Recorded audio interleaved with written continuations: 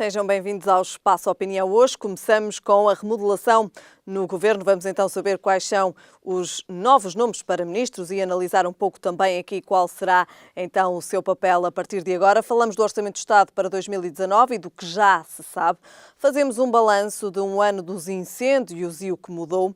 Vamos até Penamacor, que tem a maior taxa de residentes estrangeiros, e a fechar falamos do Brasil e das eleições para a segunda volta.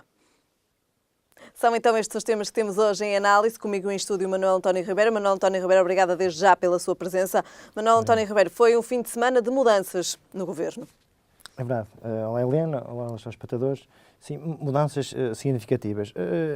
A questão que se coloca é que se eventualmente essas mudanças foram planeadas ou se eventualmente se juntaram várias razões e neste momento oportuno puseram-se em prática.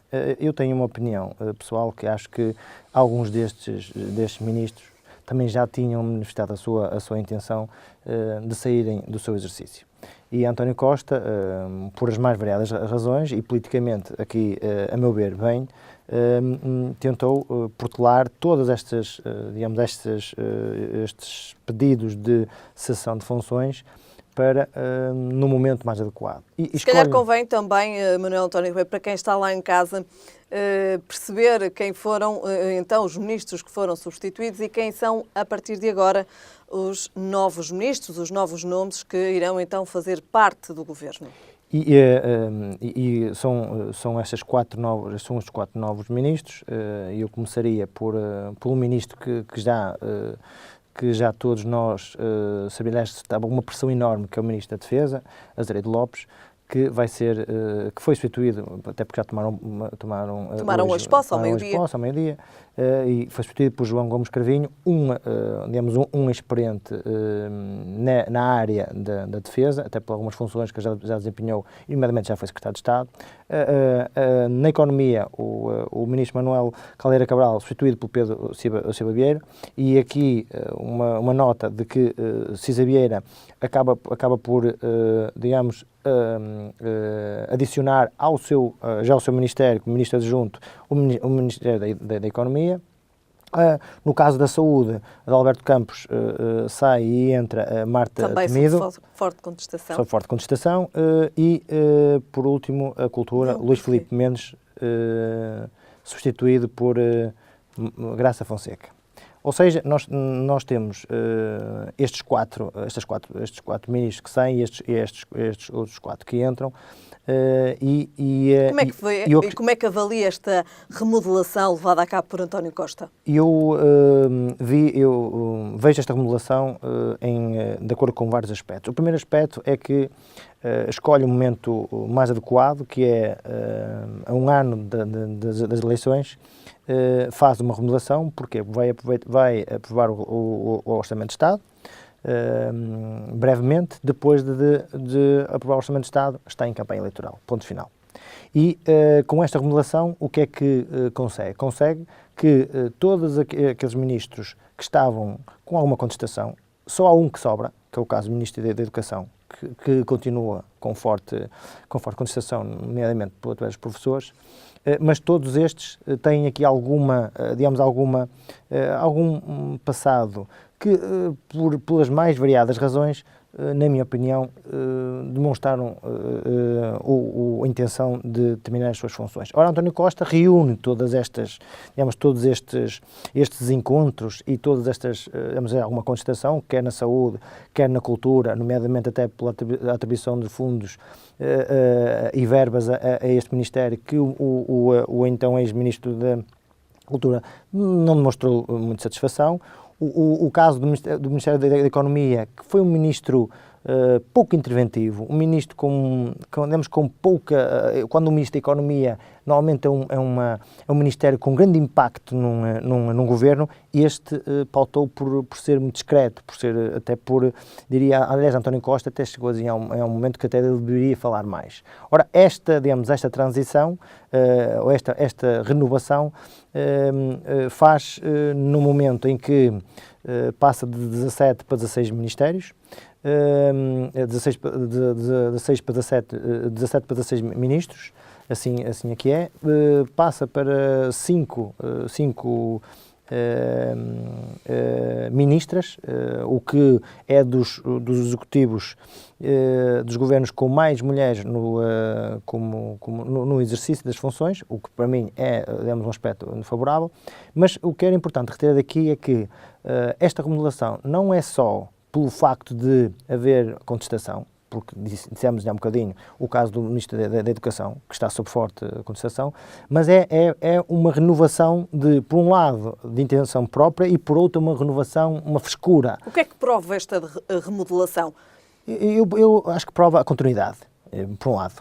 A única questão que me deixa aqui curioso, se é que posso usar esse termo, é a saída da Secretaria de Estado de Energia, sai do Ministério da Economia e vai para o Ministério do Ambiente. Ou seja, é lógico, e parece-me, a priori, por uma questão de ética e deontológica, o Ministro César Vieira vem dizer que, como teve uma relação em termos profissionais com a EDP ou com a empresa que tutela ou que é acionista da EDP, e para não estar por ser acusado de incompatibilidade de ética e deontológica, retirou a Secretaria de Energia da Economia para o Ministério do Ambiente.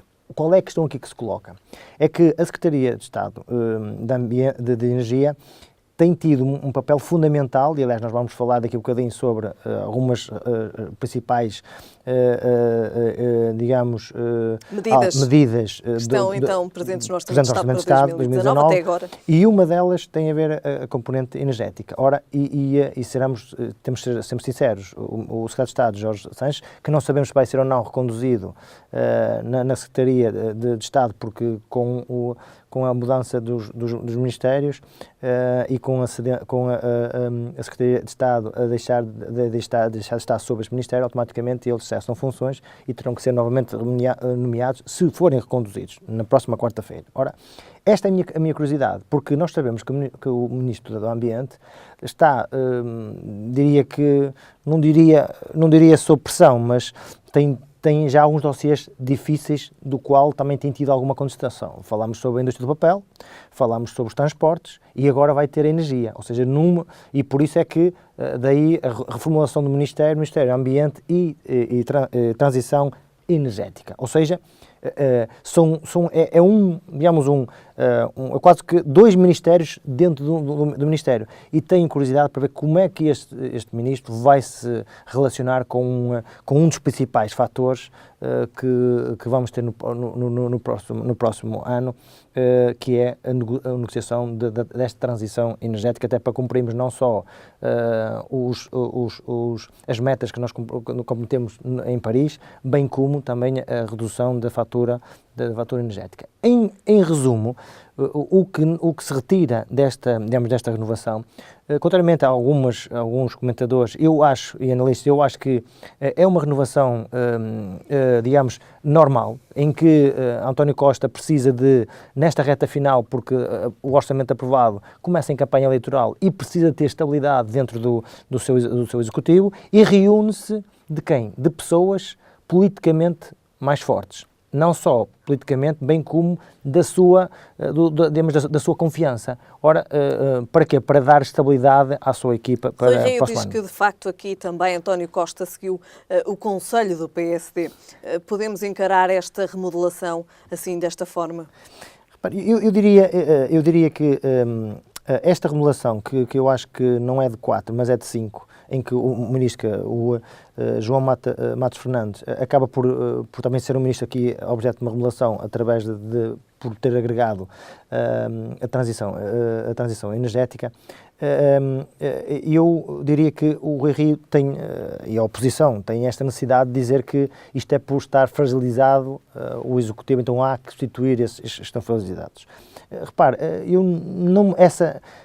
Foi uma demonstração de fragilidade, Manuel António Ribeiro. Eu não sei se é, até porque se fosse, então o Ministro da Educação teria que ser substituído, porque se há, aliás, de todos eles, de todos os que nós falámos aqui e que foram instituídos, eu acho que o Ministro da Educação era aquilo que mais exposto está. E, no entanto, António Costa mantém a confiança nele. Ora, mantém porquê, na minha opinião? Mantém porque o Ministro da Educação disse a António Costa, e eu quero continuar, não tenho problema nenhum, e enfrento todas as críticas.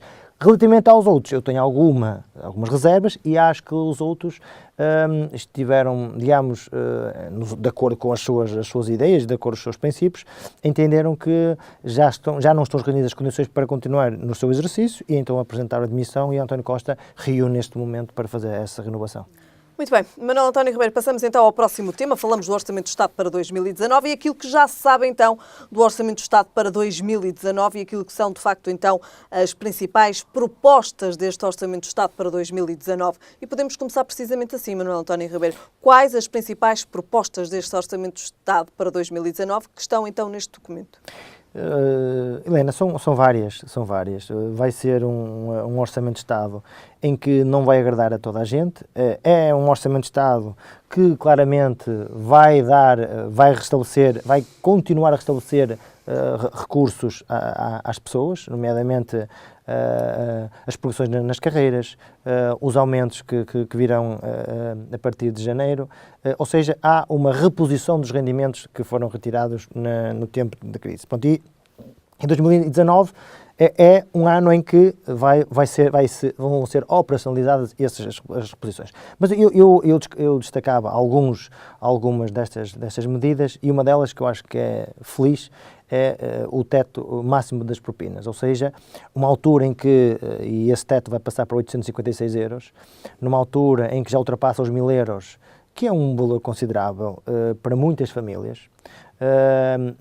Uma medida muito positiva que é também os manuais gratuitos até o 12º ano, ou seja, caminhar para um ensino gratuito, ou para um ensino cada vez no global gratuito, porque aí é a base de qualquer, digamos, desenvolvimento de qualquer sociedade, é o ensino, é a educação, é a formação.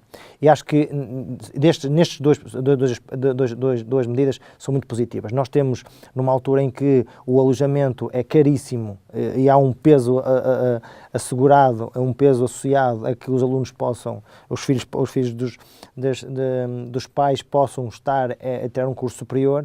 E isto é claramente uma ajuda e um incentivo a que o ensino superior seja cada vez mais frequentado. Outra medida que acho que é positiva é o apoio a desempregados de longa duração com mais de 52 anos. Ou seja, nós... Esta faixa etária escolhida também, aos 52 anos, exatamente. O que é que isto quer dizer, Manuel António Ribeiro? Uma preocupação com aquelas pessoas que têm mais alguma idade e têm mais dificuldade em encontrar emprego. Exatamente, Helena. Ou seja, é uma faixa que nós já temos, uma faixa considerável, é uma faixa que está ainda relativamente longe da reforma e que o mercado de trabalho é mais difícil. Numa altura em que também há um fomento para o emprego jovem e numa altura em que nós temos as taxas mais baixas de desemprego, mesmo assim há esta faixa etária que está um pouco desprotegida. E este apoio vai de alguma forma dar aqui algum incentivo a este grupo de cidadãos. Depois eu destacava o investimento na saúde, na educação e nos transportes, e o reforço das verbas na cultura e na ciência, mas principalmente aqui no investimento na saúde, educação e transportes, apesar de nós ainda não sabermos em concreto quais os reais investimentos, quais estas verbas para cada uma destas áreas, eu destacaria a saúde, a educação e o transporte, mas especialmente os transportes, para que e já tem sido anunciado pelo próprio Ministro, o investimento quer no melhoramento das linhas da ferrovia, bem como nas carruagens e nos veículos que a sustentam. Ou seja, espero que 2019 haja um reforço acentuado nos transportes. Por outro lado, também a redução, e por isso é que eu falava há bocadinho, sobre a curiosidade, como é que vai ficar esta negociação que está em curso com a EDP e a ERS relativamente à negociação dos próprios contratos de concessão que vão ser renovados a curto prazo, e o baixar da fatura do consumo de energia. Há aqui a proposta para o Orçamento de Estado, é para baixar 5% na fatura. É pouco, ok, mas é alguma coisa, e eu acho que este esforço é um esforço feito que dá aos portugueses uma possibilidade de ver a sua fatura diminuída no global. Uma outra medida que acho positiva, que é o prolongamento do prazo de entrega de IRS até 30 de junho, e por último que o trabalho extraordinário não vai ser taxado como até agora vai sendo, equiparando ao subsídio de Natal ou subsídio de férias. Ou seja, são, eu diria, digamos, e entre outras, o próprio tempo de serviço que deu 2 anos e pouco, e que as pessoas pedem 9 anos, ou seja, ainda vai haver aqui uma negociação, certamente. Relativamente a esta questão, estamos praticamente a terminar este tema, Manuel. Agora, acho que, e em resumo, é uma reposição de rendimentos para grande parte dos portugueses, e é lógico que um ano das eleições foi planeado desde o início do Executivo. A felicidade é que tem cumprido com os prazos e cumprido com os dados e com as metas que se têm vindo a propor. A única coisa que eu vejo aqui que me preocupa é que não vejo sinais para que a dívida possa vir a diminuir, a dívida pública. E acho que é a única coisa que fica a faltar aqui no Orçamento de Estado, mas até que isso se consiga, terá que haver muitas outras alterações. Muito bem, Manuel António Ribeiro, passamos ao próximo tema. Fazemos um balanço de um ano dos incêndios, o que mudou. Faz um ano então que o Pinhal de Leiria foi devastado pelas chamas. Duas datas marcantes em 2017 no que diz respeito aos incêndios. Manuel António Ribeiro, de facto, o Pinhal de Leiria continua também por haver aqui um projeto para devolver então o Pinhal de Leiria. O que é que falta passado um ano, Manuel António Ribeiro? Helena, falta muita coisa, mas falta muita coisa, mas também há muita coisa que já foi feita, e temos que ser honestos e sinceros. Repare, as candidaturas para reabilitação das suas habitações, a candidatura fechou em janeiro. Ou seja, só a partir de janeiro é que se puderam iniciar os concursos, todos aqueles que se candidataram, reuniam as condições, ou seja, a primeira habitação, estava devidamente legalizada, tem o título de propriedade, ou seja, que estava, que era o proprietário da habitação, e depois disso tudo, então, esse senhor avançaria para obras. Ou seja, em 1.600 e poucas, pouco mais de 1.600 habitações destruídas, houveram 1.300 candidaturas, um pouco mais que isso, 800 foram validadas, e penso que já estão 200 e poucas reconstruídas, faltando todas as outras. Ora, mas nós não podemos dizer que já vai há um ano. Há um ano um incêndio, de facto, mas o nosso código, os nossos procedimentos administrativos e de concursais têm estes trâmites. Por isso, não podemos dizer que está tudo muito mal, está mal. Agora, é óbvio, para aquelas pessoas que ficaram sem a sua habitação, é dramático. Pronto. Mas é importante também dizer que as instituições também têm os seus passos e têm que os fazer, porque são concursos públicos, e depois, o que é que se tem deparado? Tem-se deparado com uma falta de mão de obra. Ou seja, como nós vivemos numa zona em que a população é escassa, e a população não só é escassa, como depois também a mão de obra também o é. Ora, tudo isto também não ajuda a que as coisas fossem mais rápidas. Agora há uma meta, a CCRN do centro aponta até 31 de dezembro conseguir repor até salvo erro, até às 600 habitações completamente repostas. Ora, se até fevereiro, março, que é quando faz um ano depois do concurso, se ao fim de um ano tiver as 800 e algumas, eu acho que acaba por ser positivo. Por isso, isto relativamente à reposição dos bens das pessoas. Agora, relativamente ao que é que foi feito para evitar... Muito rapidamente, muito mais rapidamente, olha, tratar de todos aqueles taludes que ficaram sem, aquelas encostas que ficaram sem a vegetação para suportar terras, pedras, etc., pouco ou nada foi feito. E vamos agora começar no inverno, ou seja, as enxurradas, se não houver digamos, algo que possa suster essa erosão, vamos ter graves problemas. Relativamente à floresta, nós continuamos a dizer que vamos fazer um reordenamento da floresta. Foi feito um esforço, nomeadamente na limpeza, mas essa limpeza, uma parte foi a título ainda falta privado, muito a fazer, mas falta muito a fazer. Ou seja, e a reorganização da floresta, que é o excesso de eucalipto que cresce por todo lado, plantado e não plantado, e a não fiscalização, a ausência de fiscalização, e também falta de meios, também de meios de recursos humanos para fiscalizar, onde se planta árvores que não se deviam plantar e outras que se deviam plantar e não são plantadas. Muito bem. Manuel António Ribeiro, permanecemos também aqui na Beira Interior, vamos até Penamacor, que tem a maior taxa de residentes estrangeiros. Era o concelho mais envelhecido do país. Como é que podemos olhar agora para estas estatísticas? As estatísticas, e é bom que elas sejam explicadas, de facto há aqui um fenómeno que é de pessoas, e nomeadamente de ingleses, principalmente ingleses, que fruto do Brexit começam a ver ali um espaço, uma terra, onde a terra por metro quadrado é muito barata. Com as tecnologias conseguem trabalhar remotamente a partir do seu local de trabalho, nomeadamente dando aulas, nomeadamente dando assistência, nomeadamente call centers, nomeadamente a outras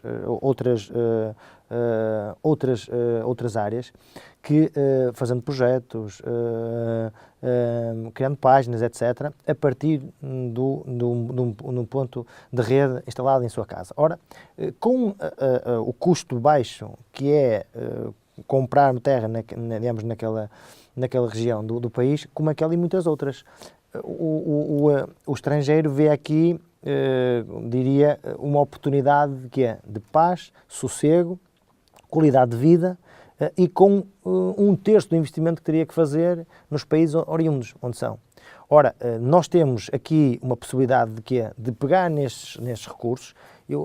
Nós falamos muito, e para concluir, muito dos vistos gold.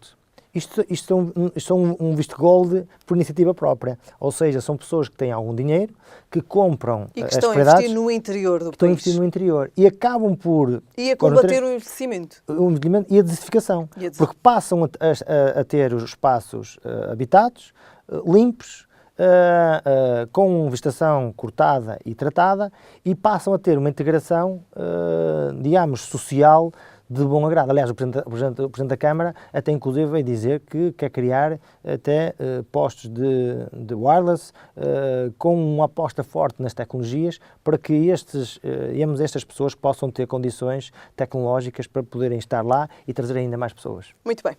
Boas notícias então aqui também para o interior. Manuel António Ribeiro, fechamos hoje o Espaço Opinião a falar das eleições no Brasil. Os brasileiros então que se preparam para a segunda volta. Manuel António Ribeiro, qual é o cenário político atual no Brasil?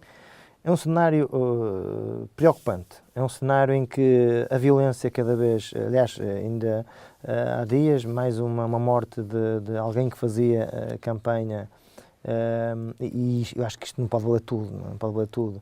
Da mesma forma que eu critiquei quando Bolsonaro foi faqueado, também critico qualquer outra iniciativa. Eu acho que o resumo das eleições, e acho que não vai andar muito longe disto, o Brasil vive uma turbulência pelo facto do caso Lava Jato, em que todas as grandes instituições no país, todas não, mas uma grande parte das instituições do país carecem de credibilidade. E credibilidade que depois os políticos arrastam essa falta de credibilidade. Ora, eu acho que a Haddad esteve mal na sua estratégia agora na segunda volta, apesar dos seus 29,28%, que comparativamente aos 46,03% de votos que teve Bolsonaro, acho que não precisava ter ido à prisão visitar uma figura emblemática que está sob muita contestação, por um lado e para o outro, mas não precisava. E este colar a essa figura traz claramente o quê? Lula, há muitos que trazem como uma pena, com uma vítima, mas há uma grande maioria ligam à corrupção, e como ligam à corrupção, nós temos Bolsonaro que vai beneficiar, como Trump beneficiou da desinformação, e Bolsonaro provavelmente vai vencer as eleições, e depois terá a aceitação dos resultados que tem alguma curiosidade de saber como é que vão ser aceitos. Muito bem, Manuel António Ribeiro, voltamos a ver-nos na próxima semana. Boa semana. Até para a semana. Foram estes os temas. Hoje em análise no Espaço Opinião com Manuel António Ribeiro. Estamos de regresso amanhã.